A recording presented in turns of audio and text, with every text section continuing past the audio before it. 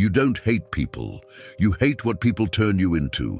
You hate the version of you that smiles while being disrespected. You hate the version of you that listens to jokes at your expense and pretends it's fine. You hate the version of you that answers texts out of fear, not choice. You hate the version of you that explains yourself to people who already decided to misunderstand you. You hate the version of you that tries to fit in with a herd that would replace you in a day. You were called awkward when you didn't join the noise. You were called arrogant when you didn't beg for approval. You were called antisocial when you stopped auditioning for belonging. You were called a loner like it was a weakness, because they needed it to be a weakness. But here's the truth. You felt in your bones and never said out loud. People get uncomfortable around you for one reason. They can't control a man who needs nothing from them.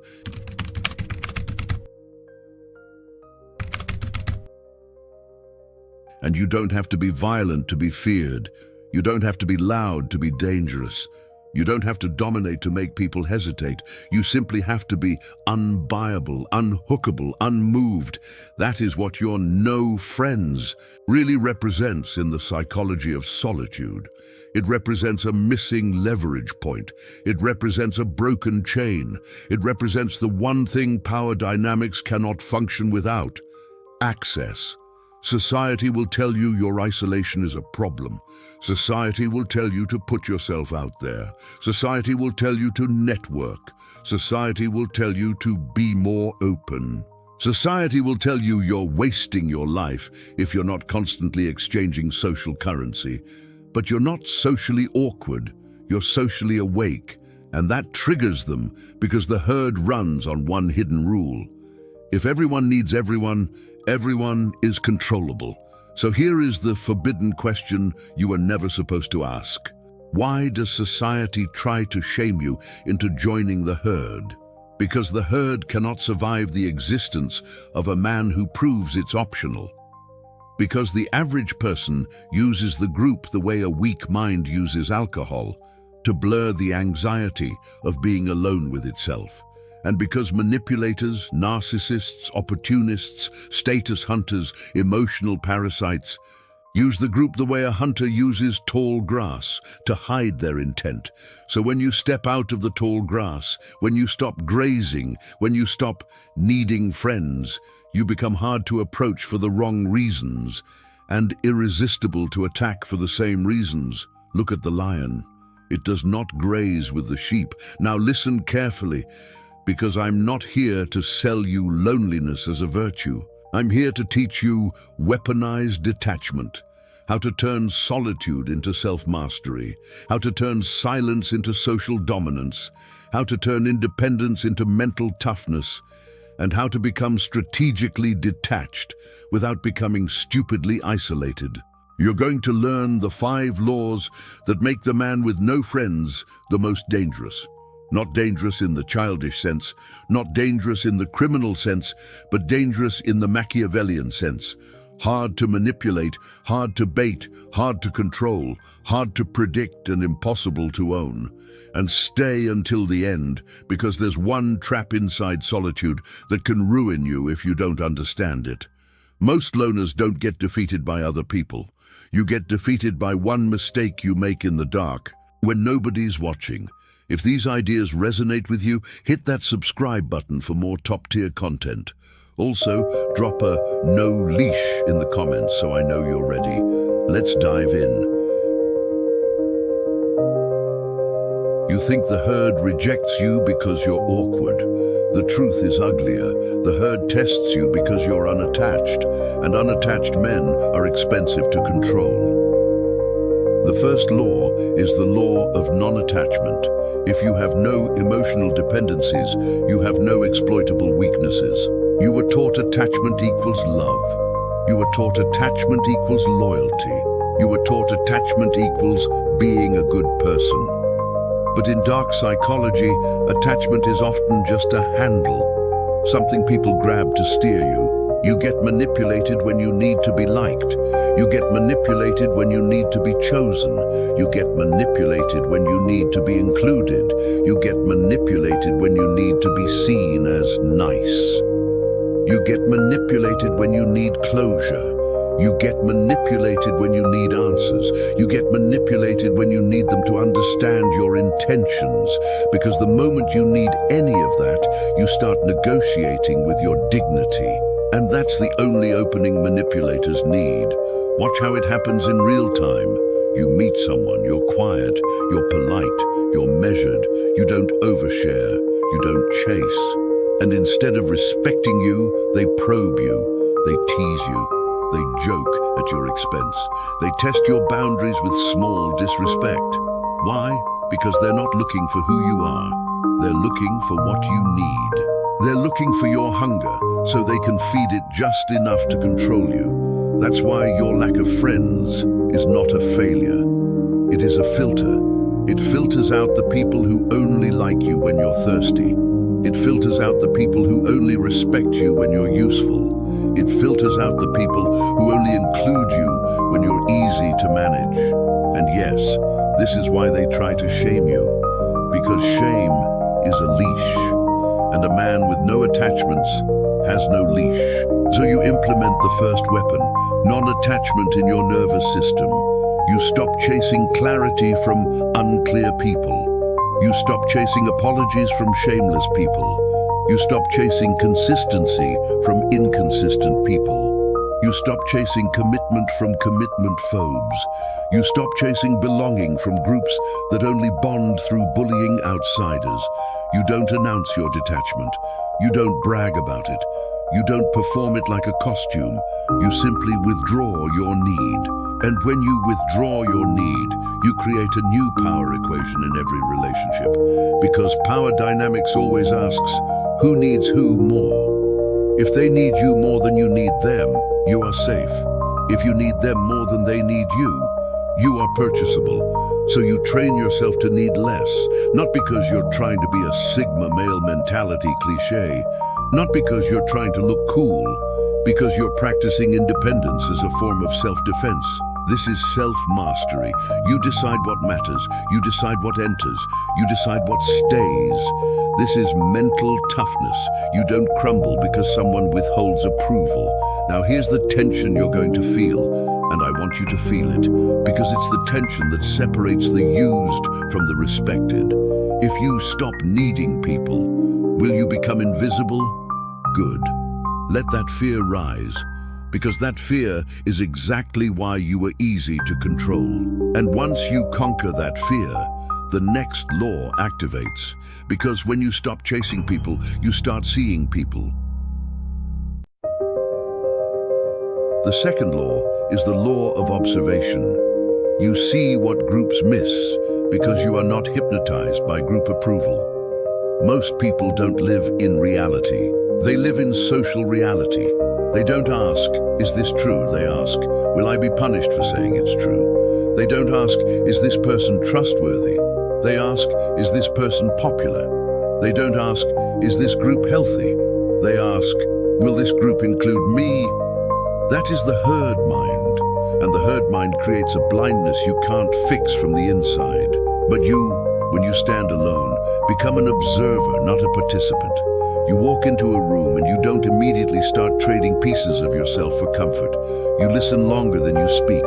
You watch who performs kindness and who performs dominance. You watch who interrupts. You watch who laughs when someone is humiliated. You watch who helps so they can be owed. You watch who asks questions just to gather information. And you start noticing something that makes you both calmer and angrier. The social world is not built on authenticity. It's built on incentives. Groups reward conformity because conformity makes them stable. Groups reward loudness because loudness creates leadership illusions. Groups reward cruelty because cruelty creates hierarchy. Groups reward gossip because gossip creates surveillance. So when you feel like an outcast, it's not always because you're defective. Sometimes it's because you're incompatible with a low-level system. Sometimes you're the only one not intoxicated by the group's emotional fog. And that is why quiet people are feared, because quiet people interrupt the performance.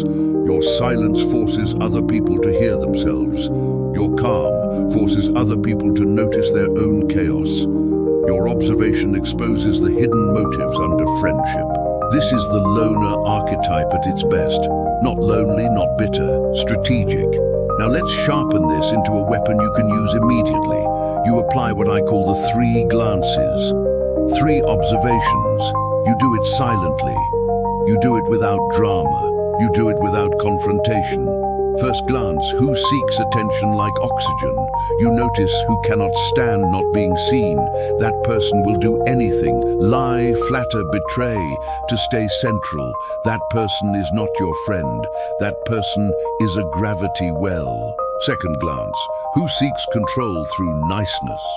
You notice who smiles while pressuring, who checks in while tracking, who offers help that feels like a hook. That person is not safe. That person is management in human form. Third glance, who respects boundaries without negotiation? You notice who accepts your no the first time, who doesn't punish you for being busy, who doesn't guilt you for not performing closeness.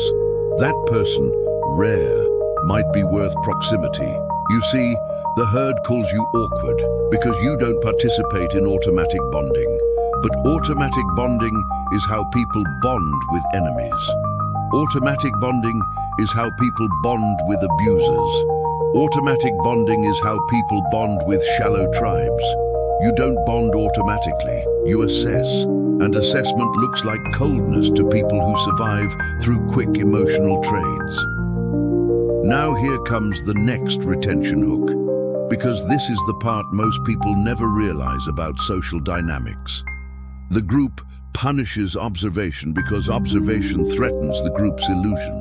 So the herd will try to recruit you back into blindness. They will label you. They will tease you. They will pressure you to loosen up. They will act like your standards are a crime. And that answers part of the forbidden question. Why does society shame you into joining the herd? Because your independence makes their dependence look like weakness.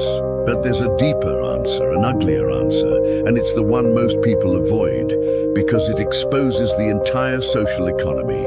And to see it, you need the third law. The third law is the law of emotional conservation. You stop wasting energy on people who treat your attention like public property. If you want real self-mastery, you stop being generous with your nervous system. Most people think being drained is normal. Most people think being busy socially is health. Most people think constant communication is connection. But your exhaustion isn't from work. Your exhaustion is from social leakage. You leak energy by replying too fast. You leak energy by over-explaining. You leak energy by defending your intentions. You leak energy by trying to be understood by people committed to misunderstanding you.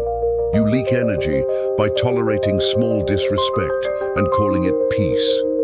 And here's the brutal truth. If you are constantly available, you are constantly accessible. And if you are constantly accessible, you are easy to manipulate. Emotional conservation is manipulation defense. It's also the core of introvert power, when introvert power becomes strategic thinking instead of coping. So you learn to do something the herd hates. You pause. You let messages sit. You let invitations pass without guilt. You let people experience your absence. You let them face the reality that you are not a public utility. This is independence in practice. This is mental toughness in micro moments. This is the psychology of solitude turning into a backbone. Now I'm going to give you a tactic that instantly changes your power dynamics with everyone. Family, co-workers, friends, dates, without you saying a single harsh word. The 90-second rule. When you feel pressured by guilt, by urgency, by someone's emotional intensity, you wait 90 seconds before responding. You breathe. You watch what happens in your body. You let the compulsion to fix it die down. You let the anxiety of being rude pass. And then you respond from choice, not reflex. Because reflex is where manipulators live. They don't need to overpower you. They just need to trigger you. And the moment you respond from trigger, they know they can control you. This next trait is why narcissists are terrified of loners. You don't supply them with reaction. A narcissist needs your attention to confirm their existence. A narcissist needs your emotional output to feel powerful. A narcissist needs your engagement to feel significant. But when you conserve emotion, when you withdraw attention, when you stop feeding the performance, what happens? They escalate, they provoke, they bait, they accuse, they smear. They send concern messages that are really surveillance. They act like your silence is violence. And if you don't understand power dynamics, you interpret their escalation as proof you did something wrong. But if you understand Machiavellian strategy, you interpret their escalation as proof you found their weakness. Because your calm is their hunger.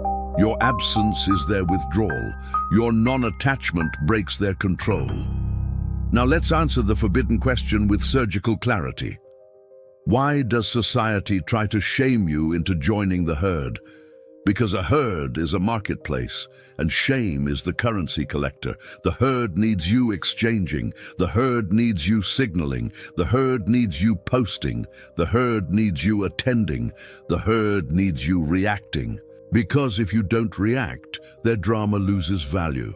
If you don't attend, their status display loses audience. If you don't participate, their social reality loses witnesses. The herd doesn't just want company, it wants compliance. And shame is how it enforces compliance without admitting its control. So you stop taking shame seriously. You stop letting social pressure decide your calendar. You stop letting guilt decide your boundaries. You stop letting other people's loneliness recruit you. You conserve. And when you conserve long enough, you feel something you haven't felt in years. Space. A quiet internal space where your thoughts return. A space where your goals become audible again. A space where you can build. But listen. Solitude is dangerous if you do not understand this one trap, and most people never warn you because most people never become strong enough to face it. So I'm going to warn you now. The fourth law is the threat of the unknown.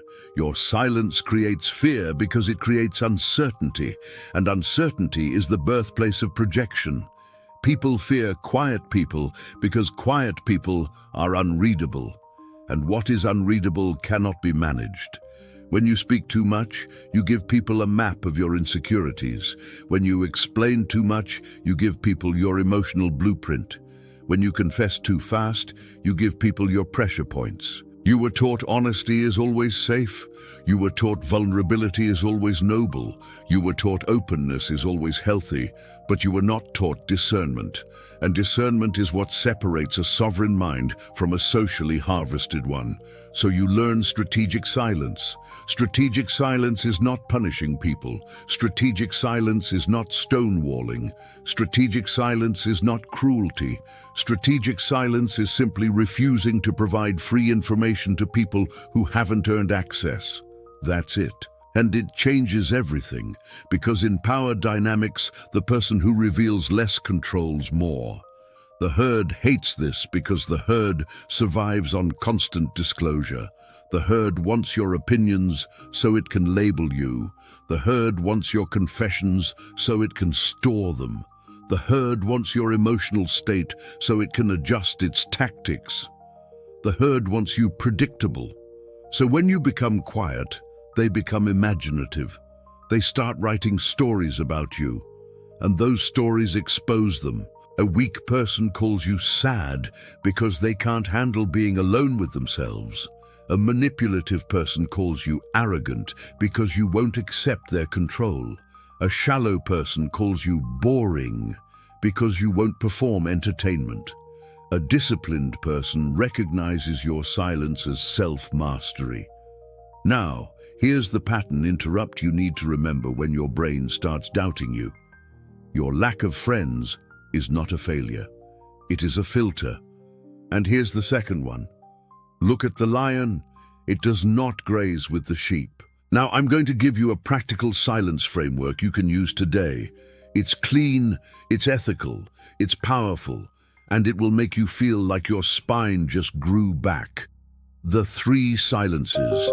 Silence 1, the pause after disrespect. When someone takes a cheap shot at you, you don't laugh to be liked. You don't argue to be understood. You pause. You let the disrespect hang in the air like smoke. You look at them like you're deciding what they're worth. Then you either redirect calmly or you leave.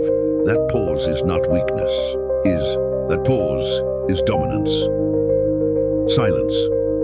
2. The non-answer to bait. When someone asks a question that feels like a trap, why are you so quiet? Do you think you're better than us?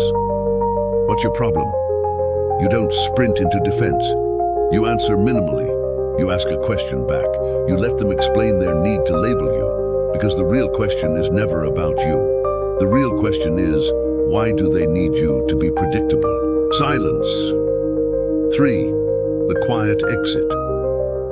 When a conversation turns into gossip, coercion, or performance, you don't announce a speech about values. You simply exit.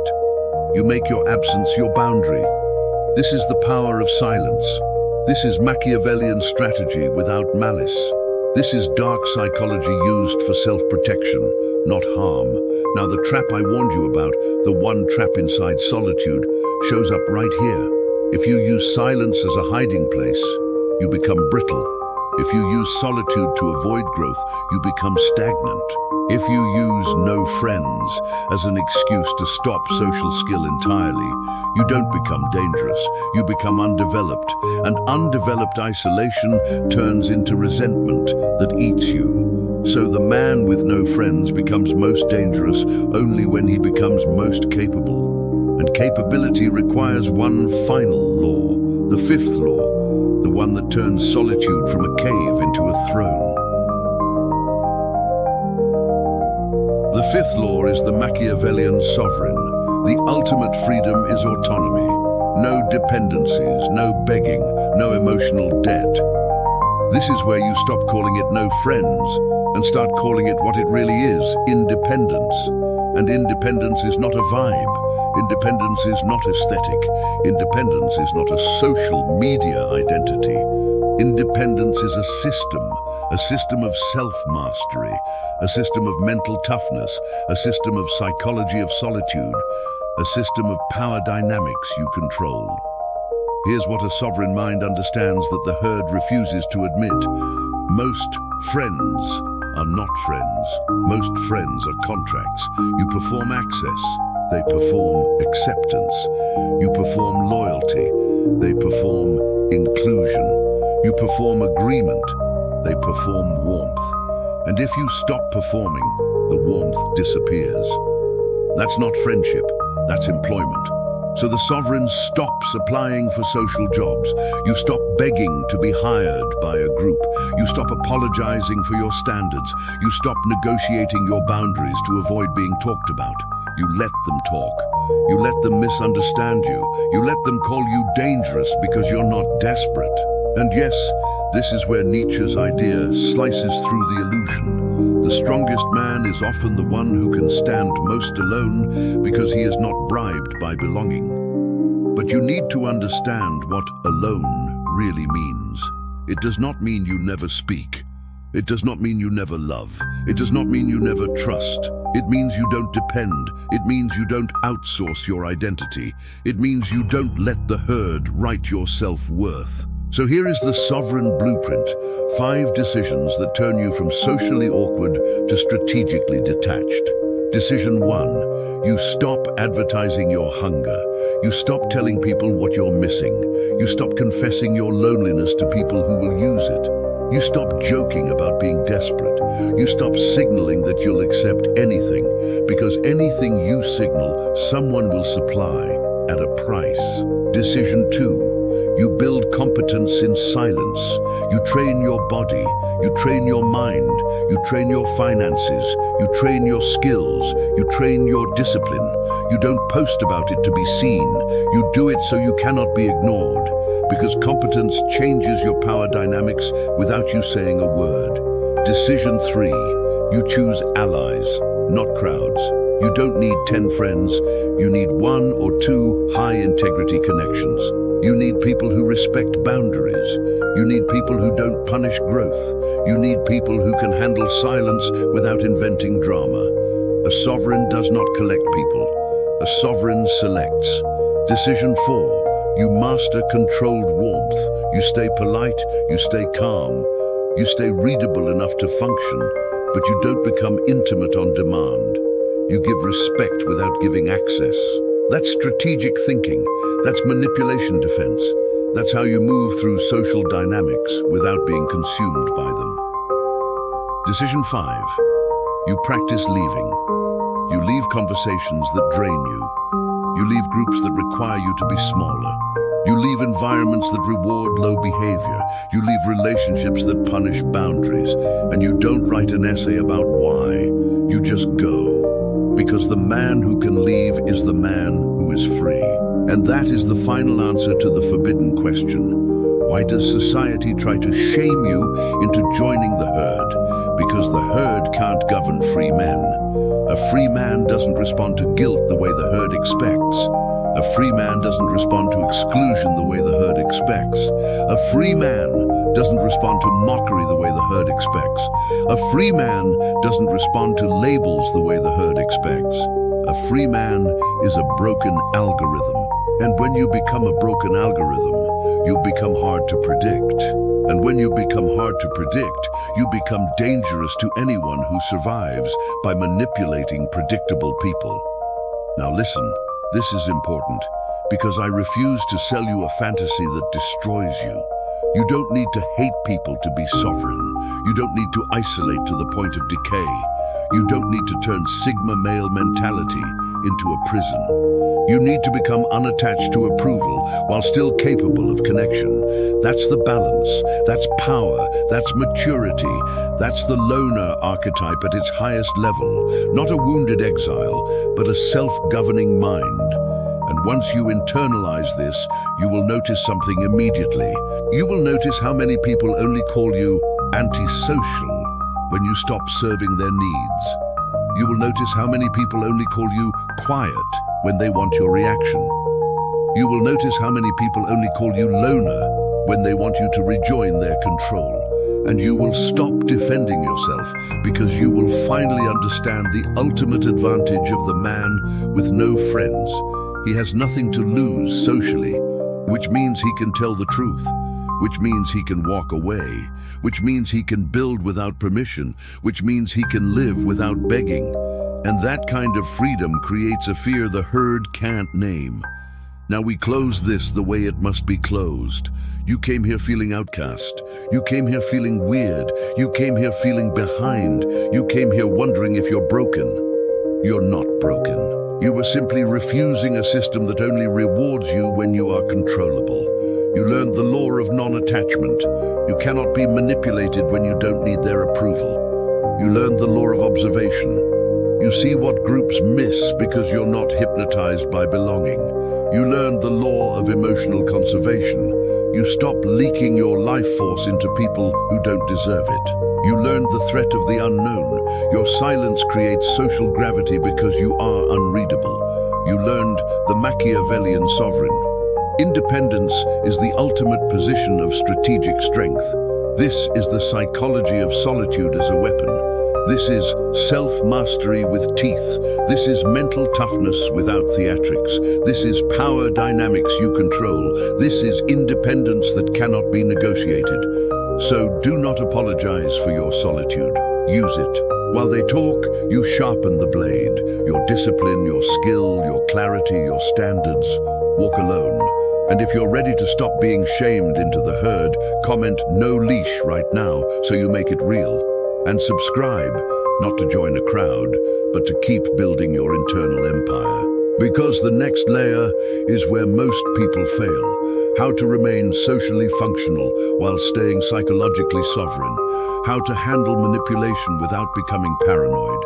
And how to use strategic silence so precisely that your presence feels like pressure and your absence feels like consequence. And whatever you do, don't stop now. The on-screen video matters more than you think. It will show you how to respond when they try to bait you back into the herd, and how to make your detachment so clean that nobody can smear you without looking desperate. Trust me, you don't want to miss it. I'll see you there. See what others miss. Know what others fear. Become who others can't.